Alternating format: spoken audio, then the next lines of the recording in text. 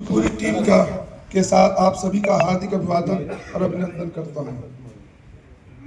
जैसा कि फिल्म के बारे में नाम से ही पता चलता है, जन जावे परदेस। ये कहानी छत्तीसगढ़ के मैदानी इलाके के लगभग हर गांव की है, जहां धान की फसल होने के बाद गांव के मजदूर और कमजोर वर्ग के लोगों के पास कोई काम धंधा नहीं होता। काम नहीं होना और धन के अभाव में वो काम करने के लिए अन्य प्रदेशों में जाते हैं और वहाँ तरह तरह की प्रताड़नाएं उनको होती हैं। अंत में शासन के सहयोग से उनको बार बार वापस लाया जाता है, किंतु फिर भी वो बाहर जाकर के कमाने खाने के लिए मजबूर होते हैं। इसी को आधार बनाकर हमने अपनी पिक्चर जन जावे परदेस, कहानी हमारे गांव के, इसका निर्माण किया है।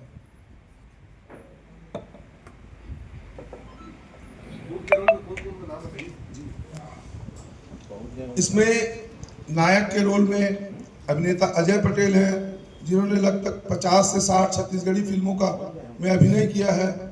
इससे पहले वो खलनायक चरित्र में ज़्यादा आते थे, किंतु इस बार उनको नायक बनने का मौका दिया गया है। उनकी पर्सनालिटी, उनका अभिनय और उनके काम करने के तरीके के कारण उनको इस फिल्म में नायक का अवसर दिया गया है, जो कि मेरे दाहिने ओर बैठे हैं अजय पटेल, मेरी बाईं ओर बैठी है आराध्या सिन्हा। ये फिल्म की मुख्य अभिनेत्री हैं। इन्होंने अजय पटेल के साथ इस फिल्म में मुख्य भूमिका की है। ये भी लगभग 10 छत्तीसगढ़ी पिक्चरों में काम कर चुकी है और इस पिक्चर में मुख्य भूमिका में है। साथ में मैं स्वयं इस फिल्म में मुख्य खलनायक के रोल में हूँ और मेरे ही ईंट भट्टे में ये सब मजदूर जाके बंधक हो जाते हैं। तो मुख्य रूप से हम 3 हैं। ये हमारे अजय शर्मा जी हैं, ये छत्तीसगढ़ फिल्म सोसाइटी के संरक्षक हैं और इनके ही निवेदन पे मुख्यमंत्री माननीय साय जी ने 150 करोड़ रुपए फिल्म सिटी के निर्माण के लिए घोषणा की है। अजय शर्मा जी। मेरे बगल में चंदेल जी बैठे हैं, ये भी पुराने अभिनेता हैं। इन्होंने भी इस फिल्म में एक डॉक्टर की भूमिका निभाई है, जो कि पीड़ित मजदूरों और उनके साथियों की सेवा करते हैं, जिसके काम में मेरे द्वारा यानी मुख्य खलनायक के द्वारा रोक लगाई जाती है। इनको उनका सहयोग नहीं करने दिया जाता। शेष कलाकार जो है वो जो यहाँ उपस्थित नहीं हो पाए हैं, उसमें श्री हेमलाल कौशल जी, उपासना वैष्णव दीदी, डॉक्टर उर्वशी साहू, जिनको कला के क्षेत्र में बेंगलोर में डॉक्टरेट की उपाधि दी गई है, एवं डॉक्टर हर्षवर्धन जो कि रायपुर के हैं, वो भी इस पिक्चर में काम कर रहे हैं। विक्रम राज जी हैं, वो भी काम कर रहे हैं। इस पिक्चर में बहुत ज़्यादा मात्रा में कलाकार हैं, क्योंकि इसका कैनवास बड़ा है, अधिक कलाकारों की जरूरत थी। तो लगभग इस यूनिट में 150 कलाकारों ने मिलजुल करके काम किया है। जी तिवारी जी, सीधा घरों में रिलीज हो गए। ये हम लोग उम्मीद करते हैं कि लगभग 50 से 55 सिनेमा घर में ये पिक्चर लगेगी। तिवारी जी, आप इसका फिल्म निर्माता हैं? जी, मैं फिल्म का निर्माता हूँ। हाँ। मैं इसका लेखक हूँ और इसमें मुख्य खलनायक पात्र हूँ। आपका साइड बिजनेस क्या है इसके अतिरिक्त? भैया, मेरा साइड बिजनेस है, एक छोटी सी मेरी सोने चांदी की दुकान है बिलासपुर में, और ये लगभग 15 वर्षों से है। इस फिल्म को बनाने के पीछे आपका मुख्य उद्देश्य क्या है?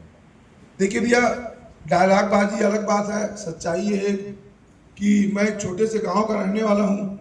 छत्तीसगढ़ महतारी ने मुझे इस योग्य बनाया कि मैं आज इस फिल्म के माध्यम से उनका कुछ कर्जा उतार सकूं।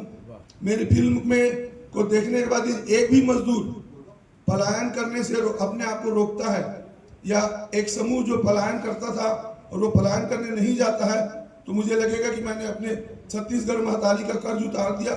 इसी उद्देश्य से मैंने ये पिक्चर बनाई है। कितने लागत में आपकी पिक्चर बनी? भैया देखिए, लागत वाला तो थोड़ा सा मामला गड़बड़ है।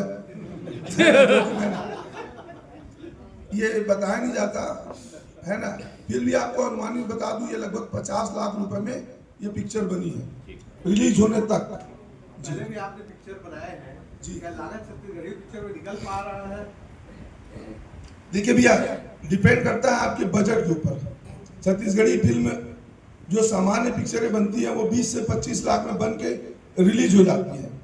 जो बड़े लेवल पे पिक्चर बनती है उनकी लागत निकल जाती है, क्योंकि निकलने के कई माध्यम हैं। आप अपनी पिक्चर को यूट्यूब में बेचते हैं, आप अपनी पिक्चर को OTT प्लेटफॉर्म में बेचते हैं और साथ में सिनेमा घरों से।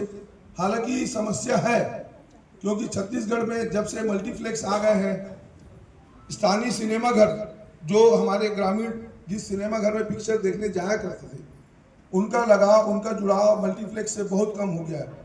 क्योंकि सीमित आमदनी में औसतन एक टिकट और एक फिल्म देखने वाले व्यक्ति के पीछे 500 से 600 खर्चा होता है, तो एक सामान्य आदमी आज फिल्म देखने नहीं जाता।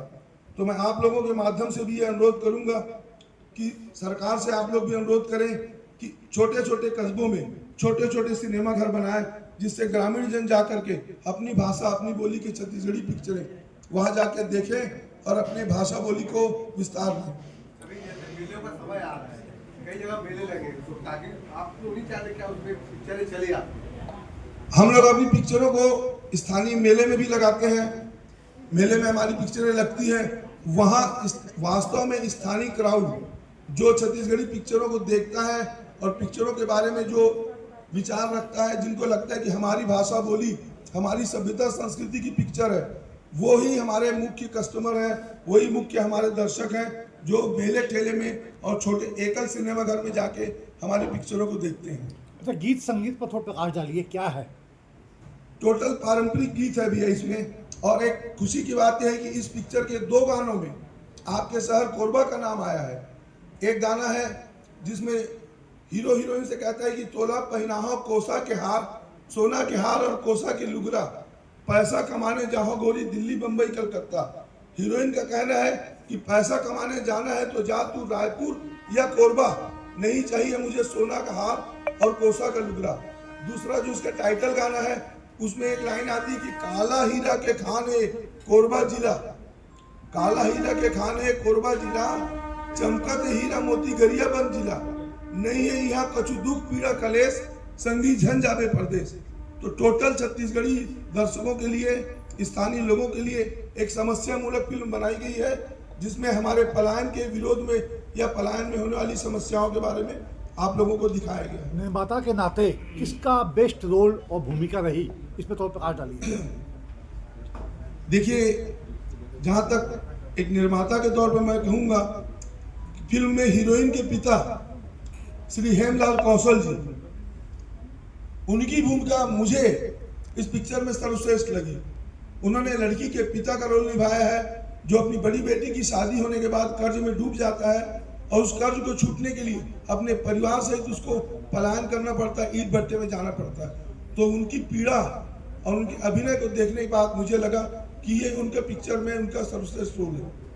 तिवारी जी, आपने झन जावे परदेश आपका फिल्म का शीर्षक है ना? तो आप छत्तीसगढ़ के जो दैनिक स्थिति है, यहाँ की जो दिनचर्या है और सरकार की जो रवैया है, उसको बहुत अच्छे से समझकर इसकी जो है कहानी लिख रहे हैं या फिल्म बना रहे हैं। सच्चाई क्या है कि आप जो है इस फिल्म को बनाने के पीछे सरकार के प्रति क्या भावना है आपका? देखिए, ये बात हो सकता है कुछ विवादित हो, पर छत्तीसगढ़ में मुख्य रूप से 2 समस्याएं हैं। पहाड़ी क्षेत्रों में नक्सलवाद और मैदानी इलाके में पलायनवाद। आप देखेंगे कि वर्तमान बजट में भी नक्सलवाद के सफाई के लिए और वहाँ के लोगों के पुनर्विस्थापन के लिए अनेक योजनाएं घोषणा की गई हैं, किंतु छत्तीसगढ़ के मैदानी इलाके जहाँ पलायनवाद मुख्य समस्या है, उस संबंध में किसी प्रकार की घोषणा सरकार के द्वारा नहीं की गई है। सरकार यदि चाहती तो हर गांव में गर्मी की खेती के लिए 4-4 ट्यूबवेल लगाती, स्थानीय ग्राम स्व सहायता समूह को देती उसका चार्ज, और गर्मी के मौसम में हमारे यहाँ गर्मी का धान उगाया जाता। देखिए, पलायन के पीछे केवल गरीबी एक समस्या नहीं है, पलायन के पीछे 6 महीने आदमी करे तो क्या करे। एकादशी के बाद जब धान कट जाता है, हमारे पास ग्रामीणों के पास कोई काम नहीं है। द्विफसली प्रणाली हमारे यहाँ है नहीं। यदि दूसरी फसल होगी हमारे यहाँ गेहूं की, अन्य किसी चीज की, तो किसान उसमें लगेंगे। हमारे यहाँ काम ही नहीं है 6 महीने। बीच में कुछ प्रधानमंत्री रोजगार योजनाएं चली थी, आज उसका पता नहीं भाई क्या हो रहा है, मुझे नहीं मालूम। मजबूरी में आदमी जाता है, कि 6 महीने में बैठ के करूंगा क्या यहाँ यार। तो सरकार को इस विषय में सोचना चाहिए कि ग्रामीणों को उन 6 महीने किसी प्रकार का रोजगार उपलब्ध कराया जाए, जिससे वो पलायन के प्रति अपने आप को कम करें और स्थानीय स्तर पे काम करें। तिवारी जी, अभी आपने जो कहा वो सैद्धांतिक बात है। आपने फिल्म में पलायन क्यों होता है स्थितियों को दिखाया है। उस समस्या का हल या विकल्प जैसे आपने बताया सरकार को ये करना चाहिए या ये होना चाहिए, ऐसा कुछ फिल्म में है क्या? नहीं, फिल्म देखिए, फिल्म का समय एक सीमित होता है। पिक्चर सामान्यतः छत्तीसगढ़ी भाषा की पिक्चर 2 घंटे या 2.25 घंटे की बनती है। इस पिक्चर को समेटने में, इस पिक्चर को बनाने में जब रिलीज होगी तो इसकी समय सीमा 2 घंटे 57 मिनट है। अंत में हम लोगों ने इस पिक्चर में ये दिखाया है कि शासन प्रशासन के सहयोग से उन मजदूरों को किस प्रकार वापस लाया जाता है। यहाँ पे इस पिक्चर की समाप्ति की गई है। सर, आपसे सवाल है। जी, अजय जी। हाँ, आप संरक्षक हैं छत्तीसगढ़ी फिल्मों।